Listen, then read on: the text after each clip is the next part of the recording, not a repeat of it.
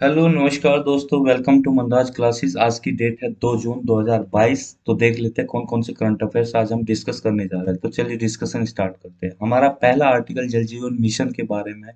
देखिए न्यूज में क्यों आया कि ये अभी न्यूज निकल के आई है कि लगभग 50% रूरल हाउस होल्ड ने जो टैप वाटर है उसको अचीव कर लिया। जल जीवन मिशन के अंडर 50% रूरल हाउस होल्ड को कवर कर लिया गया है। इसका मतलब ये है कि आपका कि जो घर के यानी कि 50% रूरल हाउस होल्ड है। मान लीजिए कोई एक गांव है, उसमें 100 घर है, तो 100 घर में से 50 घरों में अब टैप वाटर आपको मिलेगा। किसके अंडर ये सब मुमकिन हो पाया है कि जल जीवन मिशन के अंडर मुमकिन हो पाया है। अगर हम बात करें कि जब 2019 में जल जीवन मिशन लॉन्च हुआ था कि केवल 17% रूरल हाउस होल्ड ही इसके अंदर कवर होते थे। कहने का मतलब 17% हाउस होल्ड में ही आपका टैप वाटर की ड्रिंकिंग वाटर की फैसिलिटी अवेलेबल थी। ओनली 3.23 करोड़ ही रूरल हाउस होल्ड में टैप वाटर आता था। मगर अभी क्या हुआ कि 50% तक कवर हो चुके हैं रूरल हाउस होल्ड। इसका मतलब 33% कवरेज हमने 3 साल में कवर कर लिया है। तो अब बात करते हैं आगे की। जल जीवन मिशन जो है, इसका काम यही है कि हर एक घर में टैप वाटर को अश्योर करना है। यानी कि हर घर जल जो एक नारा है जल जीवन मिशन के अंदर, हर घर जल, यानी कि हर घर में हमें जल प्रोवाइड करना है। सभी रूरल हाउस होल्ड में कब तक प्रोवाइड करना है? 2024 तक प्रोवाइड करना है। इसके थोड़े की पॉइंट्स को हम डिस्कस कर लेते हैं। की पॉइंट्स में ये बात कही गई कि जब 2019 में इसे लॉन्च किया गया, तो इसमें ये बोला गया कि 55 लीटर पानी हमें हर घर को देना है, वो हर आदमी को देना है, पर पर्सन को पर डे पानी 55 लीटर पानी देना है। किसके थ्रू देना है? ये functional house hold tap connection के थ्रू। यानी कि आपके जो टैप कनेक्शन घर में दिए जाएंगे वो फंक्शनल होने चाहिए। यानी कि function household tap connections by 2024 तक हमें ये सब प्रोवाइड करना होगा। अगर जल जीवन मिशन की बात करें तो इसका काम क्या है? ये इन्होंने एक जन आंदोलन क्रिएट किया है वाटर में। यानी कि जागरूकता लाई है लोगों में, गांव के लोगों में, कि वो पानी कितना जरूरी है, उसको कंजर्व करना कितना जरूरी है। एक तरह से जन आंदोलन आ चुका है पानी के कंटेक्स्ट में। इसकी अगर बात करें किसके अंडर आता है जल जीवन मिशन, ये जल शक्ति मिनिस्ट्री के अंदर आता है। आप सभी जानते हैं कि जल शक्ति मिनिस्ट्री को एक अलग से बनाया गया था। आगे बढ़ते हैं, आगे हम पढ़ते हैं कि इसकी परफॉर्मेंस के बारे में देखते हैं कि परफॉर्मेंस क्या है। अगर हम बात करें कुछ यूनियन टेरिटरीज की, तो जैसे गोवा है, कुछ स्टेट की तेलंगाना, अंडमान निकोबार आइलैंड, दमन दीव और नागर हवेली जो है, और पुडुचेरी है, हरियाणा है, इन्होंने क्या है 100% अचीव कर लिया। अब क्वेश्चन यहाँ से ही क्रिएट हो जाता है कि जितने भी यूनियन टेरिटरीज है, क्या सभी उन्होंने अचीव कर लिया है? तो क्वेश्चन आपका यहाँ से क्रिएट हो जाएगा, क्या सभी स्टेट ने 100% जो आपका जो हमने मिशन में एनविसाइज किया था कि भाई उन्होंने सबने अचीव कर लिया कि सभी के घर में टैप वाटर है? तो इसका आंसर हो जाएगा नो। ठीक है, अगर हम बात करें आगे पंजाब, गुजरात, हिमाचल प्रदेश और बिहार की, इनमें क्या है 90% हाउस होल्ड ने आपका जो टैप वाटर को, यानी कि हर घर जल जो स्कीम है उसमें हर घर जल जो हमारा नारा है वो अचीव कर चुके हैं ये 4 स्टेट। ठीक है, इसमें थोड़ा सा हम देखते हैं कि फंडिंग पैटर्न की अगर बात करें तो सेंट्रल फंडिंग जो 90 और 10 की है, किस में आएगी?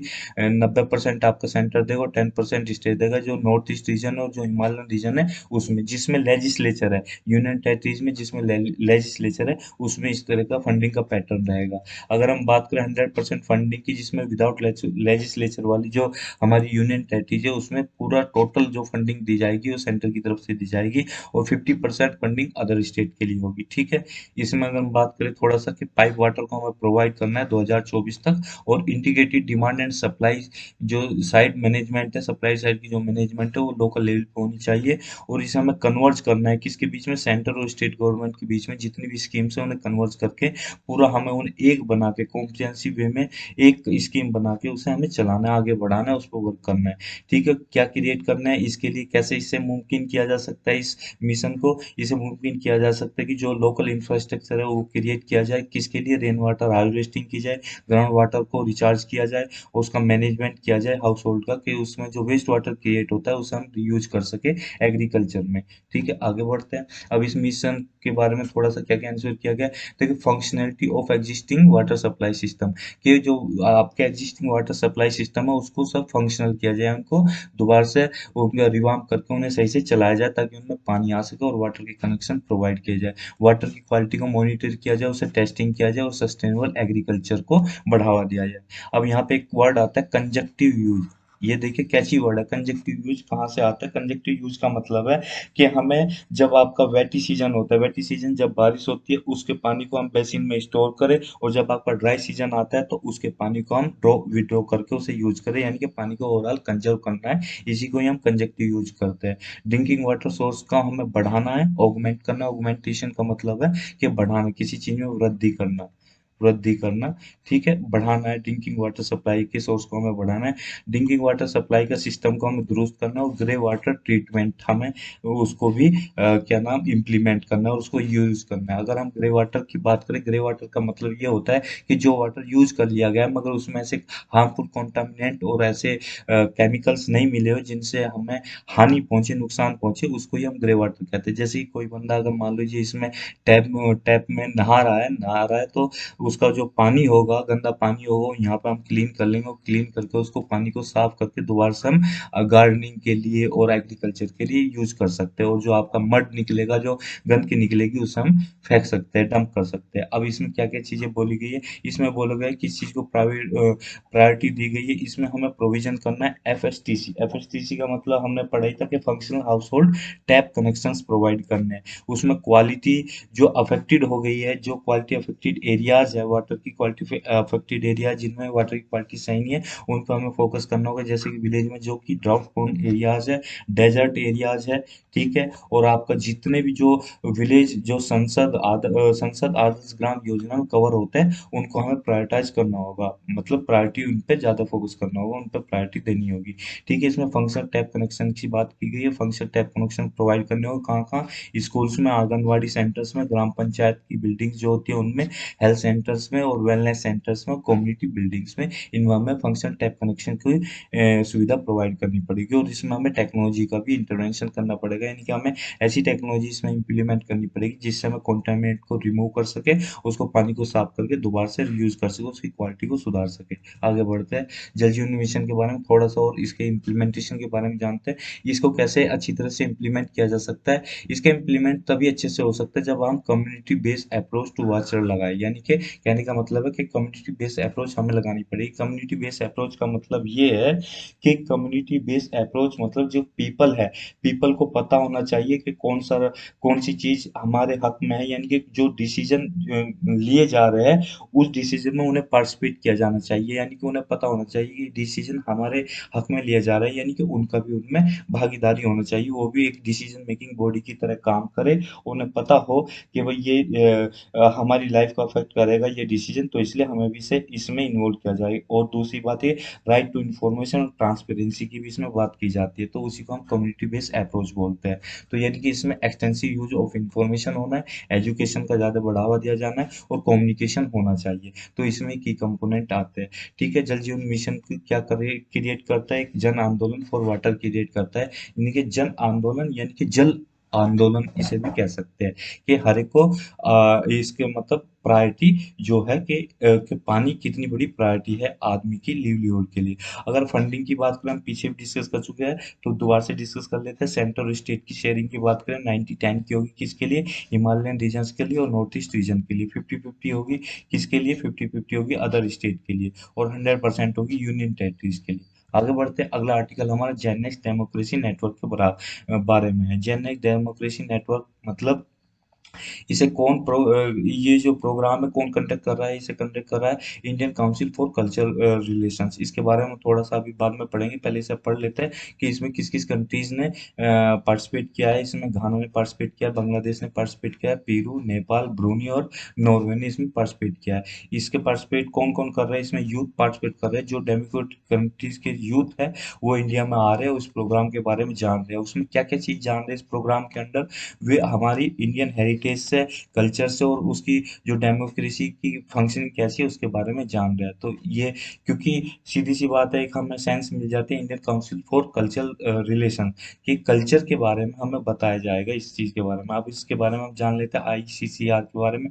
ये एक ऑटोनोमस ऑर्गेनाइजेशन है गवर्नमेंट ऑफ इंडिया की, इसे 1950 में बनाया गया था। और उसके जो किसके द्वारा बनाया गया था? मौलाना अबुल कलाम आज़ाद के बारे में, अब्दुल कलाम आज़ाद जी ने इसको बनाया था। ये कौन थे? ये हमारे इंडिपेंडेंस इंडिया के पहले एजुकेशन मिनिस्टर थे। अब ये आईसीसीआर कौन कौन से अवार्ड देता है, ये डिस्टिंग्विश इंडोलॉजिस्ट अवार्ड देता है, वर्ल्ड संस्कृत अवार्ड देता है, और जिसेला बॉन अवार्ड भी इसको देता है। ये आप फिगर में देखते हैं इसका क्या है, मतलब ये किया जा रहा है।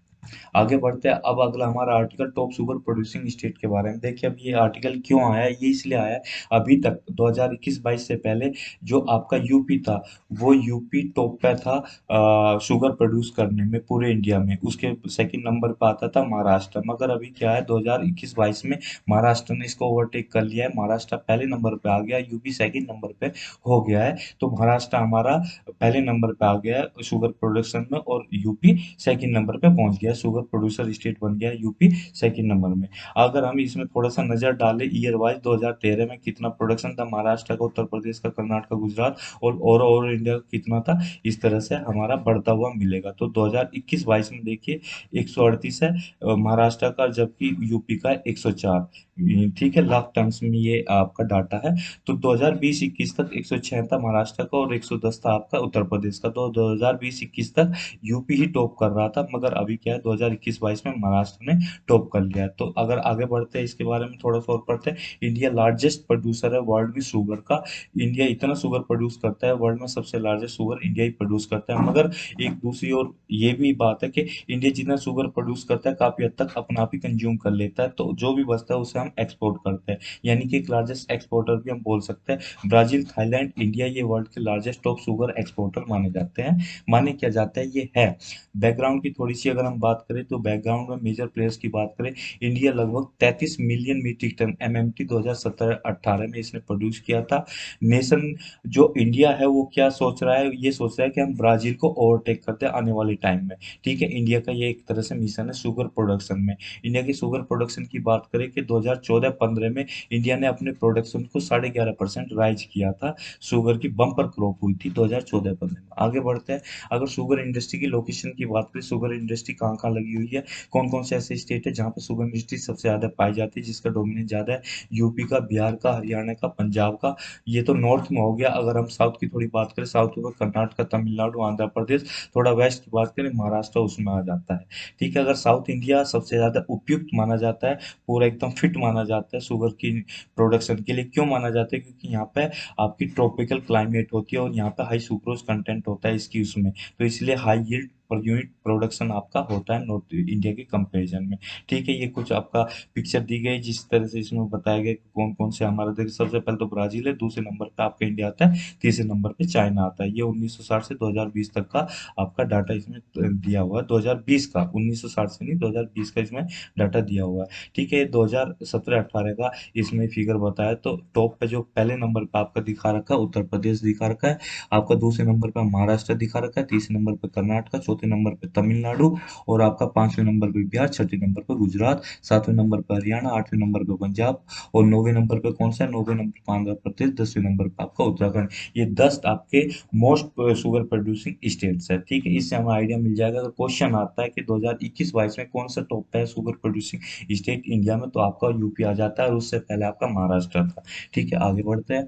आगे अब इसका सिग्निफिकेंस जान लेते हैं कि क्या सिग्निफिकेंस है शुगर का, शुगर प्रोडक्शन का हमारे। तो सबसे पहला सिग्निफिकेंस आता है मल्टीपल लिंकेजेस में। अब देखिए, आप जानते हैं कि जब शुगर को यानी कि गन्ने की कटाई से लेके और शुगर बनने तक और अल्कोहल बनने तक कितनी सारी प्रोसेस से गन्ने को गुजरना पड़ता है। तो ये क्योंकि इसलिए ही बहुत सारी प्रोसेस से इसको गुजरना पड़ता है, इसलिए ये लेबर इंटेंसिव इंडस्ट्री बनती है कि इसमें लेबर की बहुत ज़्यादा ज़रूरत होती है। तो इसलिए इसमें वैल्यू चेन एडिशन भी होना होता है। तो इसलिए क्या है, इसमें मल्टीपल लिंकेजेस को क्या नाम होना ही होता है। अब शुगर जो ये आपका क्या नाम, एम्प्लॉयमेंट की अगर बात करें, शुगर इंडस्ट्री बहुत ज़्यादा एम्प्लॉयमेंट प्रोवाइड करती है किसको, फार्मर्स को।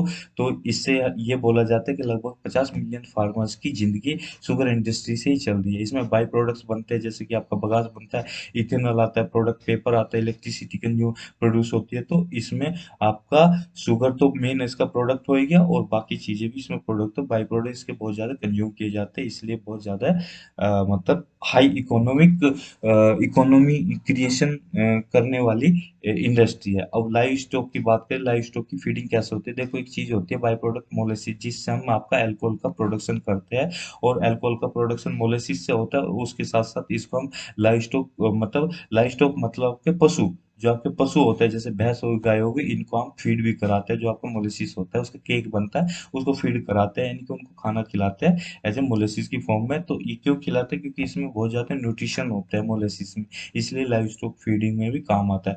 बायोफ्यूल हम इसे क्रिएट करते हैं क्योंकि इथेनॉल की ब्लेंडिंग करते हैं। आप जानते हैं इससे हमारा आपका जो क्रूड ऑयल का इंपोर्ट है वो भी आपका डाउन आता है, उसका इंपोर्ट का जो बजट है वो डाउन आएगा। बगास, आपका जो बगास है उसमें कंटेंट होता है आपका सुक्रोज का, तो सेल्यूलोज उसमें ज्यादा होता है, 30% सेल्यूलोज होता है। पेपर इंडस्ट्री में भी उसका बगास का बहुत ज्यादा यूज होता है, इसलिए बहुत ज्यादा इम्प्रूव माना जाता है एज ए आपका एनर्जी को प्रोवाइड करता है। अगर हम इसके इनिशिएटिव की बात करें कि गवर्नमेंट ने क्या क्या इनिशिएटिव लिया है शुगर इंडस्ट्री के प्रमोशन के लिए, तो देखिए 2012 में रंगाराजन कमेटी ने कुछ रिकमेंडेशन बताई थी। उस रिकमेंडेशन को कितना माना कितना नहीं माना ये हम आगे डिस्कस करेंगे। तो क्या क्या रिकमेंडेशन थी उसको थोड़ा सा हम जान लेते हैं।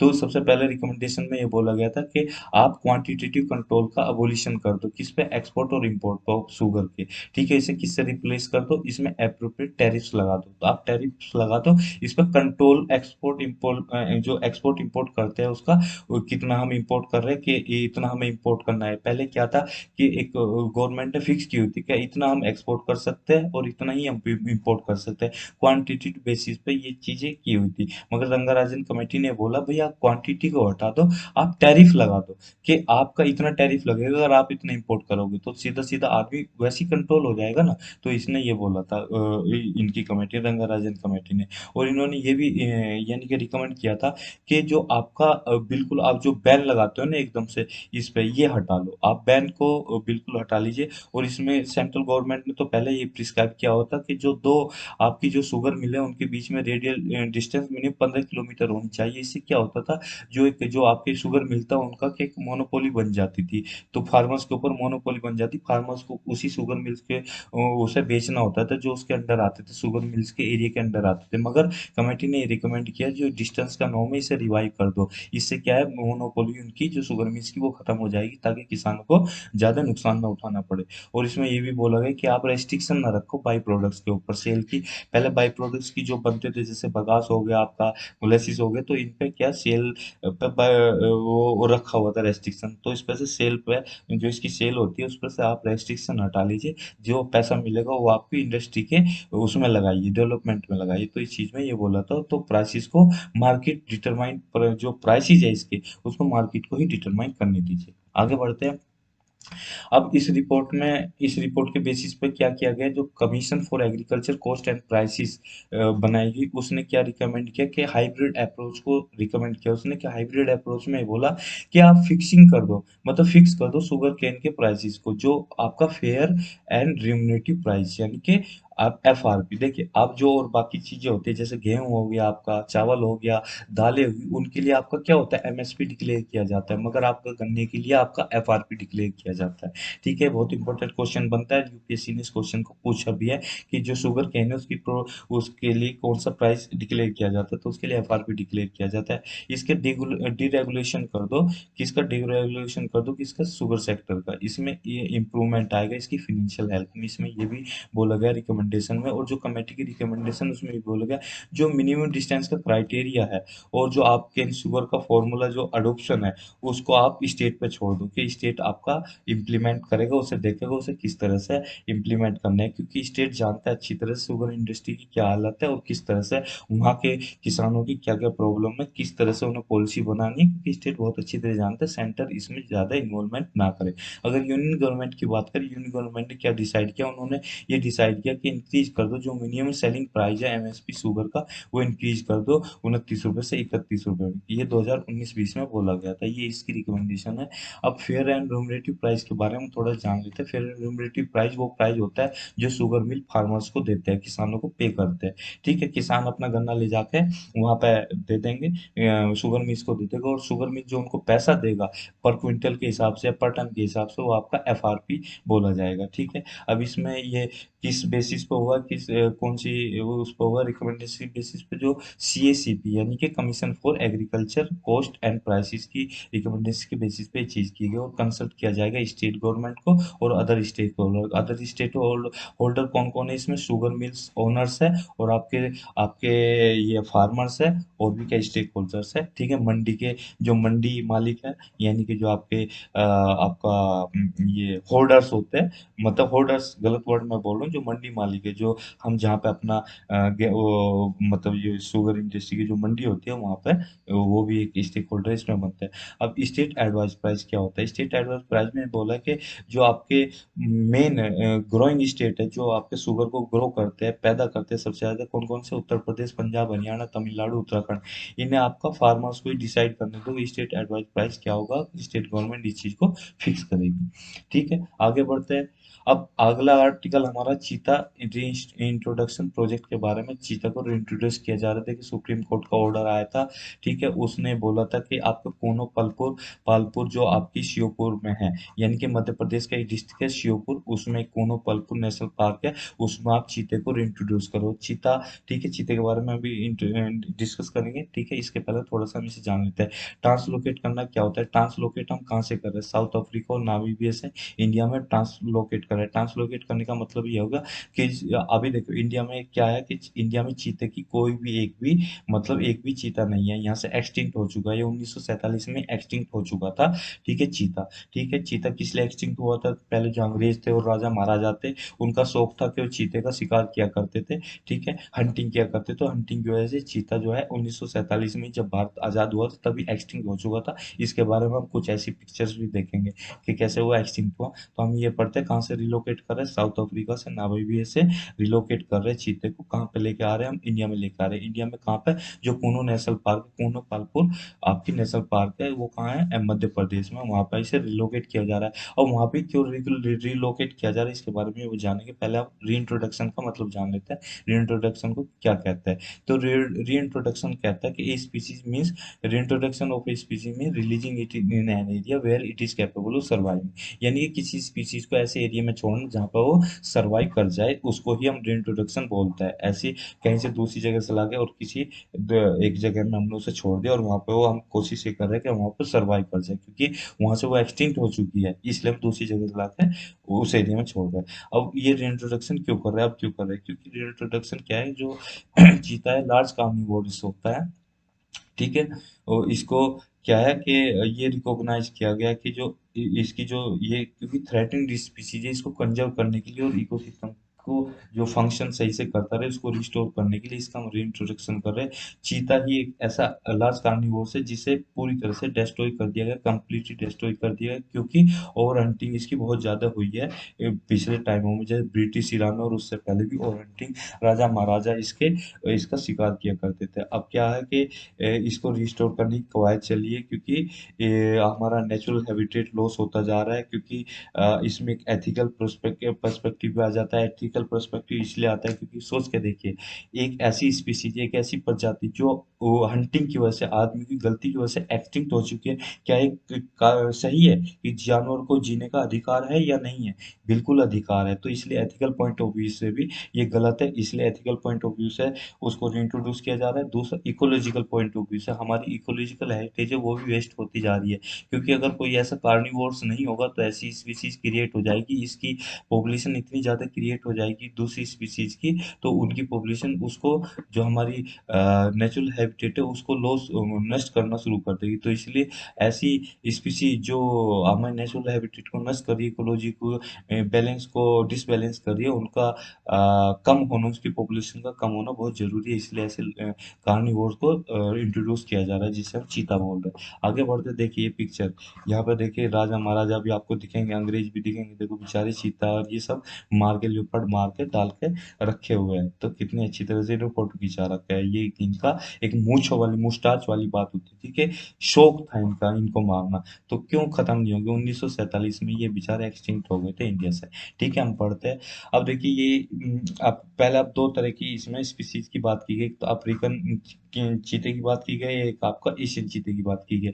अफ्रीकन चीते के बारे में पहले से जान लेता है। अफ्रीकन चीते जो साइंटिफिक नेम है एसिनोनिक्स जुबाटस है, ठीक है। ये नहीं पूछा जाता है जनरली, जैसा कि आपका यूपीएससी और अदर ये स्टेट एग्जाम जो होते हैं और कोई भी एग्जाम हो उसमें कभी साइंटिफिक नेम नहीं पूछा जाता है, ठीक है। तो इस पर बहुत ज्यादा स्ट्रेस देने की जरूरत नहीं है, फिर भी हमने एक बार डिस्कस कर लिया, जान लिया, पढ़ लिया। तो इसमें ओल्डेस्ट बिग कैट स्पीसीज है, जो क्या नाम, जो इसके एंसेस्टर को हमने कब तक हम ट्रेस कर सकते थे, जो माइसिन ईरा था। माइसिन ईरा कब से कब तक था? 23 मिलियन ईयर्स एगो से लेके 5 मिलियन ईयर्स एगो के बीच में माइसिन ईरा बोला जाता है।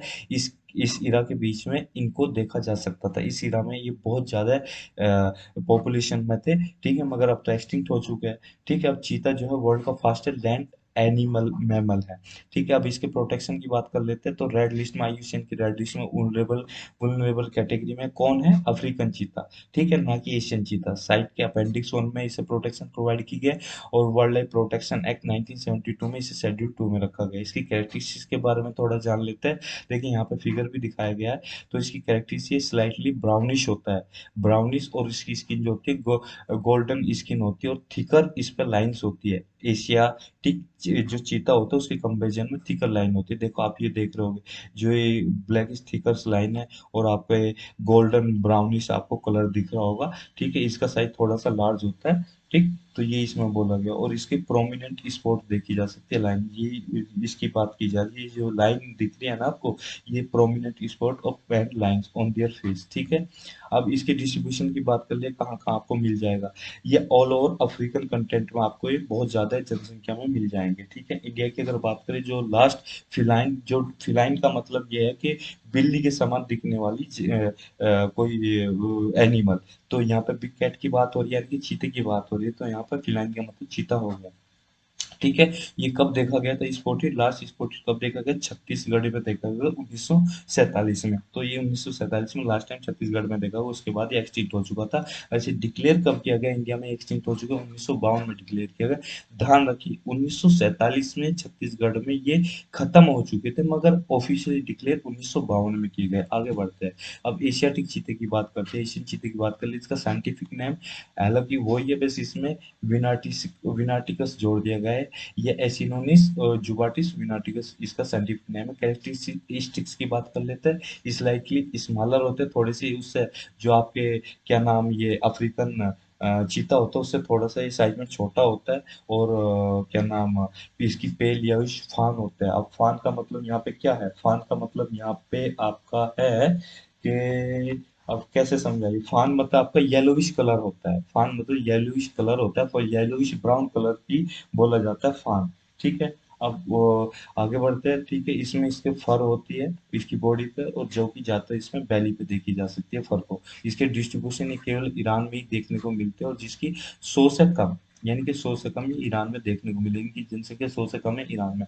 प्रोटेक्शन क्या प्रोवाइड किया गया? रेड लिस्ट में, आईयूसीएन की रेड लिस्ट में क्रिटिकली एंडेंजर्ड में, मगर जो आपका अफ्रीकन मोती चीता था वो आपके वुल्नरेबल था। साइट्स के अपेंडिक्स 1 में है और ये शेड्यूल 2 में है, ठीक है। आगे बढ़ते हैं। आगे अब इनके एक्सटिंक्ट होने के रीजन क्या है? देखिए, मैन का, आदमी का इंटरफेरेंस किसमें, इनकी लाइफ में, और human wild life conflict, habitat का लॉस होना, जो इनका प्रे है, शिकार है, जिनको ये खाते हैं, उसको, उसकी जनसंख्या कम होना। अब जब किसी का शिकार ही कम हो जाएगा, जैसे कि हम हैं, इंसान है, इंसान हम रोटी खाते हैं, मांस भी खाते हैं, दाल साग सब्जी खाते हैं, अगर वो खत्म हो जाएगी तो हम तो मरना शुरू हो जाएंगे ना। तो इसलिए हमारा शिकार एक तरह से खाना है। खाना मतलब जो कि क्या है कि दाल है, सारी साग सब्जियां है और भी मांस है, तो वो, ठीक है। ये अगर खत्म हो जाएगी तो हम कैसे जिएंगे? तो इसलिए इनका प्रे जो है वो उसका लॉस हो रहा है। इलीगल ट्रैफिकिंग होती है। एडवेंट ऑफ क्लाइमेट चेंज का आगमन, यानी कि ग्लोबल वार्मिंग की यहाँ पर बात की जा रही है। ग्लोबल वार्मिंग, ठीक है। ह्यूमन पॉपुलेशन ज़्यादा बढ़ गई है और इनका जो एरिया है वो कम होता जा रहा है, ठीक है। इसमें यही बात बोली गई, जो रेंज इनकी थी ज़्यादा होनी चाहिए जिसमें आसानी से घूम सके, मगर एनिमल्स के इंटरफेरेंस की वजह से, उनका कॉन्फ्लिक्ट की वजह से इनका कम होता जा रहा है, इसलिए इनकी जनसंख्या कम होती जा रही है, और वो कम होती जा रही है, एक्सटिंक्ट हो चुकी है। अब हम थोड़ा सा कूनो नेशनल पार्क के बारे में जान लेते हैं। कूनो नेशनल पार्क देखिए यहाँ पे, ये मध्य प्रदेश का मैप दिखाया गया है आपको। ये जो मैप दिख रहा है मध्य प्रदेश का, और यहाँ पे इसके नॉर्थ में कूनो नेशनल पार्क है, ठीक है। ये इसका आपका फ्रंट दिख रहा होगा। कोनो नेशनल पार्क का अभ्यारण्य का। अब इसकी बात करें, इसके एरिया के बारे में बात करें तो 748.76 स्क्वायर किलोमीटर इसका एरिया है। कहाँ पर है? श्योपुर डिस्ट्रिक्ट में, जो कि मध्य प्रदेश में वहाँ पर है। इसका नाम ये कोनो नेशनल पार्क क्यों पड़ा? क्योंकि वहाँ पे कोनो रिवर है। कोनो रिवर जो कि इसके बिल्कुल कोनो नेशनल पार्क के बीच से होकर बहती है, इसे दो पार्ट में डिवाइड करती है। ये चंबल रिवर की ट्रिब्यूटरी है। ठीक है। अब कोनो नेशनल पार्क जो है, इसमें क्या क्या चीजें मिलती है? जो मेनली है, लियोपर्ड मिलते हैं। लियोपर्ड मिलते हैं आपके, और जैकाल मिलते हैं, चिंकारा आपके मिलते हैं। Wildlife institute of India और wildlife trust of India ने दोनों ने मिलकर कोनो नेशनल पार्क के हैबिटेट को इसमें चीते शॉर्ट लिस्ट किया। ठीक है। अब कोनो नेशनल पार्क जो है पोटेंशियल है इसमें किसका? पॉपुलेशन को कैरी करने का, किसकी? बिग कैट्स की, यानी टाइगर, लियोपार्ड, एशियोटिक लायन और चीता। ठीक है। जितनी भी चारों है ये एग्जिस्ट कर सकती है सेम हैबिटेट में। हिस्टोरिकली पहले एग्जिस्ट करती थी, अभी भी कर सकती है, इसलिए इसमें यहाँ पे इनको लाके रिलोकेट किया जा रहा है। अब वो क्यों रिलोकेट किया जा रहा है, हमने कुछ चीज तो कुछ हद तक तो पीछे जान लिया पिछली स्लाइड में, मगर फिर भी हम जान लेते हैं। क्योंकि ये जो है इसमें डाइवर्स हैबिटेट है, जो बहुत ज्यादा कंड्यूसिव है लोयंस के लिए और चीता के लिए। इसमें क्या ओपन वुडलैंड्स है। अगर हम वुडलैंड्स की बात करें, वुडलैंड्स किसे बोलते हैं? वुडलैंड्स हम बोलते हैं कि जहाँ पर ट्री जो बहुत ज्यादा क्लोज नहीं होते। मान लीजिए एक ट्री यहाँ पर है, दूसरा ट्री यहाँ पर, तीसरा यहाँ पर, चौथा यहाँ पर। इसमें आपको कंटिन्यूस कैनोपी देखने को नहीं मिलेगी, वहां उसको ओपन वुडलैंड बोला जाता है। ये ज्यादातर आपका क्या नाम अ, इस तरह का आपको पैटर्न देखने को मिलेगा। दूसरा, इसमें सवाना टाइप भी आपका वो देखने को मिलता है। सवाना मतलब है जो ट्रीलेस प्लेन्स होते हैं, वहाँ पे ट्री नहीं होते, थोड़ी सी झाड़ियाँ होती है, मतलब ग्रीन झाड़ियाँ होती है, वो ट्रीलेस प्लेन आपको ज्यादा ये कहाँ पर देखने को मिलेगा? फ्लोरिडा में देखने को मिलेंगे। यानी कि आपकी यहाँ की क्लाइमेट की अगर बात करें, यहाँ की क्लाइमेट ट्रॉपिकल और सब ट्रॉपिकल क्लाइमेट होती है। यानी कि ट्रॉपिकल सब ट्रॉपिकल ग्रास लैंड होते हैं, जो कि आपके ईस्टर्न अफ्रीकन और आपके नॉर्दर्न जो साउथ अमेरिका उसमें देखने को मिलेंगे। और इसमें स्कैटर्ड ट्री का पैटर्न देखने को मिलता है। सवाना रीजन में स्कैटर्ड ट्री पैटर्न देखने को मिलता है, और ये ड्राउट प्रोन यानी कि ड्राउट रेजिस्टेंस ट्रीज में भी देखने को मिलते हैं। अब ड्राई डेसिडियस फॉरेस्ट भी इसमें देखने को मिलते हैं, यानी शुष्क पर्णपाती वन जिसे हिंदी में बोलते हैं, और एवरग्रीन डिवाइन फॉरेस्ट भी मिलते हैं, यानी कि सदाबहार जो जंगल भी इसमें देखने को मिलता है। ठीक है। इसलिए हैबिटेट इसमें ये बात बोली गई, इसका लैंडस्केप बड़ा है। ठीक है। इसका जो कवरेज इतना है, और लियोपार्ड स्टिफाइन है इसमें है। अब इसमें कार्निवोरस तो रहे नहीं, मगर इसमें पहले रहते थे। लियोपार्ड कोनो नेशनल पार्क, इसकी जो डेंसिटी है 8.9 पर स्क्वायर 100 स्क्वायर किलोमीटर इतनी है, इसलिए इसको यानी कि बहुत ज्यादा कंड्यूसिव हैबिटेट है, और इसका एरिया बहुत ज्यादा बड़ा है, क्योंकि हिस्टोरिकली यहाँ पे चारों स्पीशीज रहा करती थी आराम से। अब तो एक्सटिंक्ट हो चुकी है, इसलिए यहाँ पे इसको लाया जा रहा है। ठीक है। आगे बढ़ते हैं। अगला आर्टिकल हमारा अस्त्रा मार्क वन मिसाइल के बारे में। अस्त्रा मार्क वन मिसाइल के बारे में। मार्क वन का मतलब क्या है? यानी कि फर्स्ट वर्जन, यानी कि फर्स्ट जनरेशन कम, जो फर्स्ट वर्जन जो आता है उसको हम मार्क वन बोल रहे हैं टेक्निकल लैंग्वेज में। जब मिनिस्ट्री ऑफ डिफेंस है उसने क्या कॉन्ट्रैक्ट साइन किया, किसके साथ? भारत डायनेमिक्स लिमिटेड के साथ। वो क्या सप्लाई करेगी? इंडियन एयरफोर्स को, इंडियन नेवी को, ये मार्क वन जो आपका अस्त्रा मिसाइल है उसको ये फाइटर जेट्स के लिए सप्लाई करेगी। ठीक है। अस्त्र मिसाइल उसके वेरिएंट्स के बारे में जान लेते हैं। जो अस्त्र प्रोजेक्ट है उसे ऑफिशियली लॉन्च किया गया था दो 2000s में। ठीक है। और इसके पैरामीटर्स को भी अच्छी तरह डिफाइन किया गया था, उसके वेरिएंट्स कौन कौन से होंगे उनको भी अच्छी तरह डिफाइन किया गया था। 2017 में इसके डेवलपमेंट का जो फेज वन है, वो मार्क वन वर्जन है, उसको कम्प्लीटली डेवलप कर लिया गया था। और इसके बाद जो इसके सक्सेसफुल टेस्ट होते हैं उनको अच्छी तरह से 2017 में सुखोई 30 जो हमने रशिया से खरीदे उन पे टेस्ट किया गया था। देखिए ये आपकी पिक्चर है उसकी, अस्त्रा मिसाइल की। अस्त्रा मिसाइल मार्क वन मिसाइल जो है आपकी, ये उसकी पिक्चर है। ठीक है। आगे बढ़ते इसकी की हाइलाइट्स के बारे में अब जान लेते हैं। इसके बारे में थोड़ा सा पढ़े तो ये beyond visual range air to air missile है। एयर टू एयर मिसाइल उन्हें कहते हैं जो कि फायर की जाती है किसी एयरक्राफ्ट से, यानी कि जो एयरक्राफ्ट हवा में उड़ रहा होता है उससे फायर की जाती है, और हवा में किसी दूसरे एयरक्राफ्ट को इसको दागना होता है, तो इसलिए इसे एयर टू एयर मिसाइल होता है। मान लीजिए एक एयरक्राफ्ट आपका ये है। ठीक है। एक एयरक्राफ्ट ये है, और एक एयरक्राफ्ट इसके आगे उड़ रहा है, तो यहाँ से हम मिसाइल को दागेंगे इस पे। ठीक है। तो एयर टू एयर इसलिए बोला जाता है, और बियॉन्ड द रेंज इसलिए बोला जाता है। बियॉन्ड द रेंज का मतलब ये है कि जिसकी रेंज, मतलब एयर टू एयर मिसाइल जो है इसकी कैपेबिलिटी होती है कि 37 किलोमीटर या उसके बाद। ठीक है। यहाँ से हम अगर बात करें तो greater than 37 kilometre, equal to और ग्रेटर देन 37 किलोमीटर। ये बियॉन्ड द रेंज कहलाती है। ठीक है, इसमें बोला भी गया है, यहाँ पे बताया गया 12 नॉटिकल माइल्स, ये 37 किलोमीटर।